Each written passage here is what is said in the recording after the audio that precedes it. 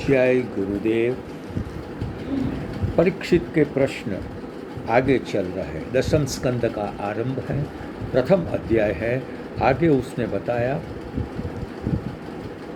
कि प्रभु मेरे दादा किस प्रकार ये कौरव रूपी महासागर से पार उतर गए थे।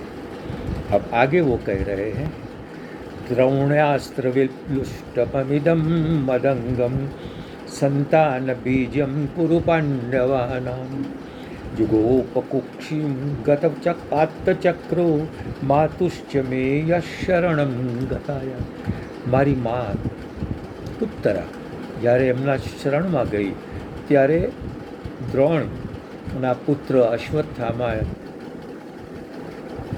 બ્રહ્માસ્ત્ર ચલાવી મને મારી નાખવાનો પ્રયત્ન કર્યો, ત્યારે મારી માતાની કુક્ષીમાં દાખલ થઈ અને એમણે બરાબર મારું રક્ષણ કર્યું. હું એટલે પાંડવોનું સંતાન બીજ અને એનું રક્ષણ પ્રભુએ કર્યું હતું. એ કોણ છે? વીર્યાણી યસ્યાખિલ દેહબાજામ અંતર્બહિ પુરુષકાલરૂપૈ પ્રયચ્છતો મૃત્યુમુતામૃતમ ચ माया मनुष्यस्य वदस्व विद्वान. हे विद्वान, यानी सुखदेव जी को कह रहा है, हे विद्वान, समस्त प्राणियों के अंदर पुरुष रूप से अमृत और बाहर से काल स्वरूप मृत्यु प्रदान करने वाले मनुष्य को जिलाते हैं अमृत बनकर, और जब उसका कार्यकाल पूर्ण होता है तो काल बनकर उसका विनाश करने वाले ये जो महाप्रभु है, वो उसकी बात आप हमें बताएं. आगे कह रहे, रोहिण्या स्तनय प्रोक्त राम संकर्षणस्त्वया देवक्या गर्भ संबंध कुतो देहांतरम विना. आपने बलराम को रोहिणी का पुत्र था और दूसरी ओर उसका देवकी के साथ गर्भ संबंध था, तो ये कैसे हो गया? ऐसा कहा जाता है, भगवान के 8 पुत्र हैं, गद, बल, सारण, दुर्मद, विपुल, फिर वासुदेव वसुदेवक्याम अष्टपुत्रान्यर्चन कीर्तिमंतम सुषेण भद्रसेन मृदु संतर्दन भद्र संकर्षण अष्टमस्तु तयोरासित स्वयमेव हरि किल. और 8वां वो था. ऐसा यहाँ शंका है कि वासुदेव जी ने रोहिणी में बलभद्र, गद, सारण, दुर्मद, विपुल, कृत इत्यादि उत्पन्न किया और वो रोहिणी पुत्र कहाए. और वासुदेव जी ने कीर्तिमान, सुषेण, भद्रसेन, मृदु, संतर्दन, भद्र, अहिश्वर, शेषनाग का अवतार और 8वां भगवान शिव को कृष्ण को जन्म दिया, ऐसा कहा जाता है. कस्मान मुकुंदो भगवान पितुर्गृहाद व्रजम गत. अब भगवान मुकुंद जो दूसरे को मुक्ति देने वाले हैं, वो स्वयं जन्म के बाद मथुरा छोड़कर वृंदावन की व्रज में क्यों चले गए? वो वासम ज्ञाति विस्सार्धम कृतवान सात्वत. और वहाँ क्यों और कैसा वास अपने मित्रों या ज्ञाति जनों से किया? व्रजे वसन के मनेकान मधुपुर्याम च केशव भ्रातरम चावदित कंसम मातुरादात. और भगवान मथुरा गए, वहाँ जाके क्या किया? उन्होंने अपने माता के भाई यानी अपने मामा का वध क्यों किया? आगे बात चलती है. देहम मानुषमाश्रित्य कति वर्षाणि वृष्णवी यदुपुर्यां स वासी कस्य कत्यभवत प्रभो. मनुष्य देह को धारण करके यादवों के साथ भगवान यदुपुरी यानी द्वारका में कितने साल रहे? भगवान ने कितनी पत्नियां की? How many times he married? एतान्यन्य सर्वम च. ये और भी चीज़ कृष्ण के जो चेष्टित है, क्रियाएं है, वक्तुम अर्हसि सर्वज्ञ. हे सर्वज्ञ भगवान, आप मुझे कहने के लिए योग्य है. श्रद्धाना ये मे श्रुतम. विस्तार से आप कहिए, क्यों? कि मैं श्रद्धा वाला हूँ। भगवान ने भगवत गीता में भी कहा है, इदम ते ना तपस्काया ना श्रद्धाय कदाचन न च शुश्रूषये वाच्यम न च माम योग्य सुये। जो अतपस्वी है और अश्रद्धा वाला है उसको कृष्ण चरित्र नहीं कहना चाहिए। जो श्रद्धा नहीं है वो कहीं ना कहीं अयोग्य बातें ही करते रहते हैं। मुझे एक प्रसंग यहाँ याद आता है।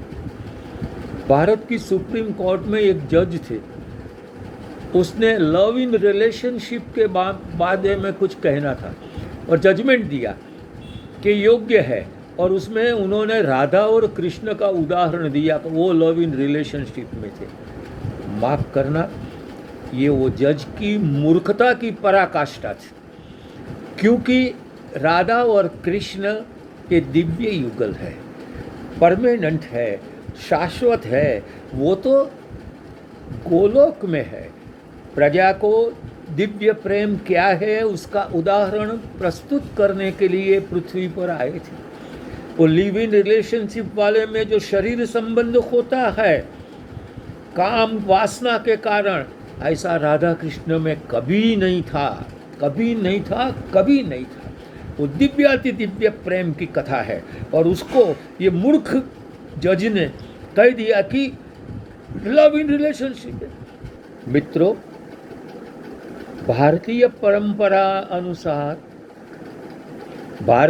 परंपरा अनुसार यदि कोई भी स्त्री और पुरुष शरीर संबंध करता है तो उसको व्यभिचार कहा जाता है। उन दिनों में मुझे लंदन के सुप्रसिद्ध गुजरात समाचार जो सीबी पटेल चलाते हैं, उनके द्वारा पूछा गया कि what is your opinion about this, और मैंने लिख कर दिया था कि देह संबंध अग्नि साक्षी के द्वारा लग्न किए बिना किया जाता है तो भारतीय परंपरा में उसको व्यभिचार कहा जाता है, और लिव इन रिलेशनशिप इस अर्थ में व्यभिचार है, उसमें कृष्ण का उदाहरण कभी भी नहीं देना चाहिए। और उसको मालूम भी नहीं कि ब्रह्मवैवर्त पुराण में राधा और कृष्ण के लग्न की भी बात है। वो दिव्य युगल था, पृथ्वी पर उपदेश देने के लिए आया था, क्योंकि अपने वहाँ कहा जाता है, अद्भुत चीज़ है, रसिका काम वर्जिता। जो रसिका होती है साची, वो काम वर्जिता है, उसमें काम नहीं होता है, सेक्स कभी नहीं होती है। वो केवल और केवल ये आत्मा का मिलन है राधा कृष्ण का, और उसको ऐसे बद दृष्टि से शारीरिक संबंध करने वाले लव इन रिलेशनशिप्स के साथ जोड़ना वो मूर्खता की पराकाष्ठा है।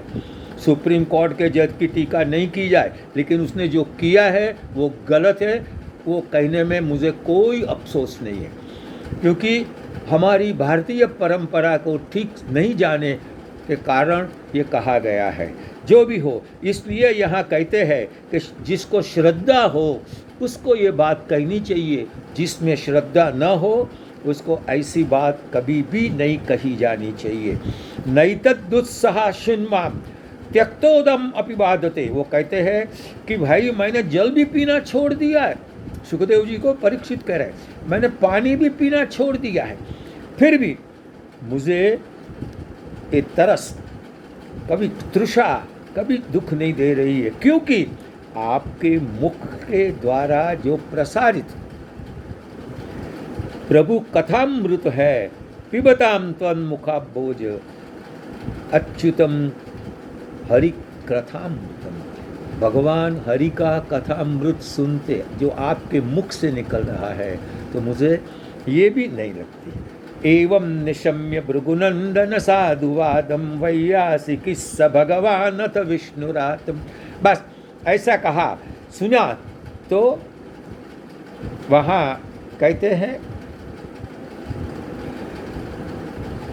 व्यास अरे के पुत्र वैयासिकी सुखदेव जी, स भगवान भगवान स वो सुखदेव कहने लगे। लेकिन यह स और भगवान जो शब्द है उसकी एक मजा है। वल्लभाचार्य जी ने उसको सुबोधिनी में अद्भुत रूप से बताया।